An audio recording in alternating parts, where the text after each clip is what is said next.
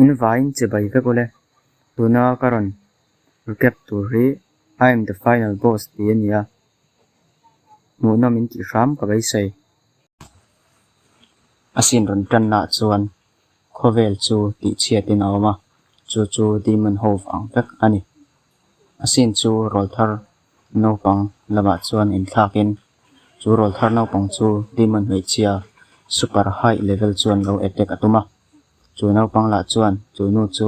mel tha tin alo clear vel kol mai maya chumi rolin an mu chu kathi ngei don ani hi atia chumi ati rol chuanin dimension danga aron langa chu no pang chu demon nu attack a khan lo thire re lo in dimension danga lo in thon jok chu lo nia ama chuan game lock in na tur ni om tak hi alo langa chuta chuanin a lock in ve tamaya a hmin ko chu kan hre thei ta nox ania kumsom hi pakhat mi ni in student ani he game hi Will of Art ti ania he game khel hian mani mi hring tak taka khel ani chu game wangin khovela chuan demon le monster te an om pha chu player ho pe tur ani khovel mi zong chu player a thlak an ni veka player zong chu level 0 atanga tanin an ability le an level te chu upin demon le monster te chu an bei le don ani nox chuan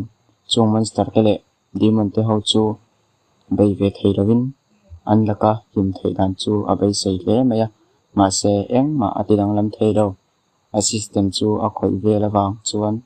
eng han roma a mang thei tareng reng lo maya chu wangin demon le monster te a bei ve thei don lo ni le lo thlir zelang man ro am han thei do awangin in train ve bok thin na se a level chu up thei re lo mai ama po chu a bei dong ti to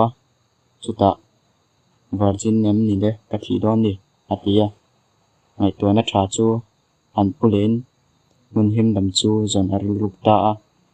chuta a inventory chu a han ena function peruk che chu alo nei reng mai chutia inventory a in mek lai chuan chung lamatang portal chu ran hongin chu portal rang chuan lai chak tak mai chu ran kapin chuta pakhat chuan lo thlir ve rengin chu pa chuan an ron kale alo ti sapa lai chak tak atanga monster lo chuak chu asin na sabera lang to demon gal kha ado nia chu demon gal chuan heta hian demon lord ne in hu kan to masin male atia he demon gal hi level song ko pasari chief of the heavenly king belia ania nox chuan boss level mo alo tia a mel that na chuan nox chu a he lea thalak chak te chu a han tum vela le lama billion chuan a demon lord thalak chu enin nal chu alo ti hle maya anui or maya chuta le anui ri chu player dang ten an lo ria an ron le hoi thup maya chu belia chuan alo lom vak lo ni turani avai khat ete ka chuan alo da travek mai nox po chuan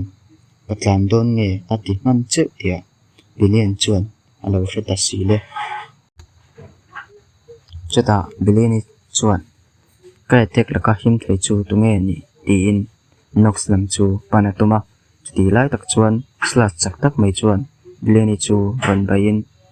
billion chuan aron bei tu chu alo hre hle maya chu pa chu level za le pakhat ni in title humanity hope ani billion chuan thimrim tok hian rolen kathalak min lak sak ngama atia chuta rolen chuan khang thil ho te wang khan lungai ma ta che irong po kha hun hiya ala thenang alo ti chara chuta billion po chuan nangma zo kha kathalang che engwange heta iron kal renga tin rolen po chuan wana tanga lo chu lo chang renga hun mang kani ti in chiang takin an ti fila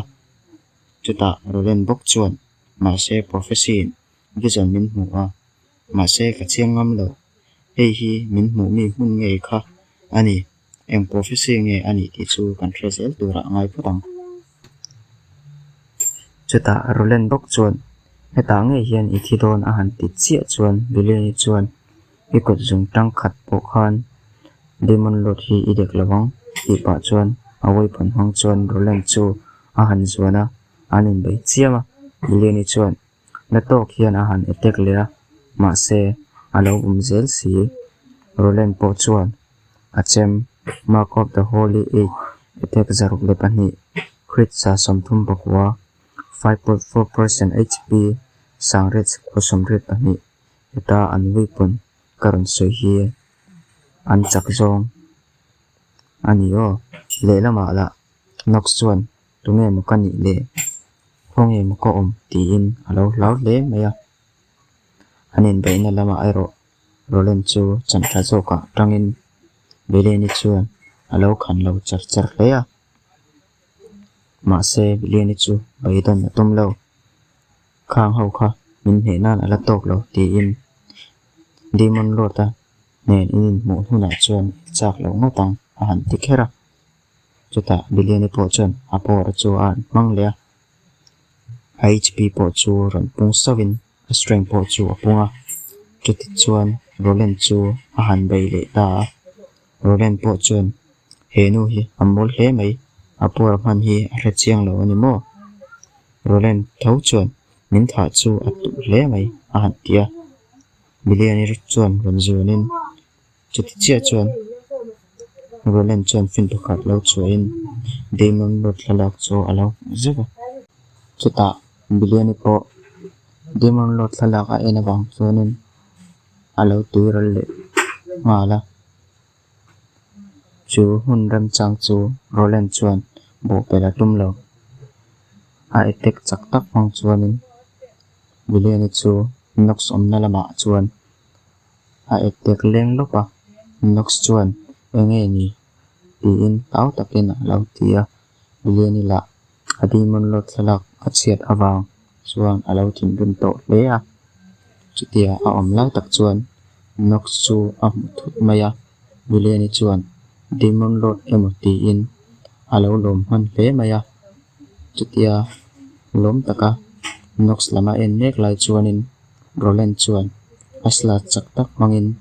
bileni chu aron that ngala mun ya chuan a phel phok mai nox lau lutuk chu alo thi dang dai maya rolen la bilen nen anin baina awang chuan a HP chu alo lo to hle maya chuta trap pali chu ron la chuakin nox ma a in thai tokin he trap mang hian low level demon lord te chu kala that thayang ti in anui or ora chuta nox lam a han en nak chule a bai seilo lutukin nox chunga om demon lord chu a muwa chu demon lord nox chunga om power awang chuanin rolen chu a level atlak nyam pha ngala chu demon lord chu level unknown a HP axis limited undetectable status la undetectable a title hi destroyer ani demon lord chuan rolen chu enin 4 digit level mo ati chuan rolen chu atlan alo tla zoi zoya chuta alau lutuk chu angai to na chu alo kal vel mai meya chutia angai to na chuan ka title hi humanity hope kanivia sin male atineu no a chuta demon lord chuan aron tek ang mai hian rolen chuan angai to alau ker mai ataka chuan nox chuan beginner help poison HP somnga pung hi alo pe lek chu ni in heta hian nox hian demon lord ani le ni lo hi a in fellow ani rolen la nox chunga demon lord in lar a mu awang chuan apun zan pek po chu a in ngam mai lawa ti in laklo to ken episode 1 chu a top ta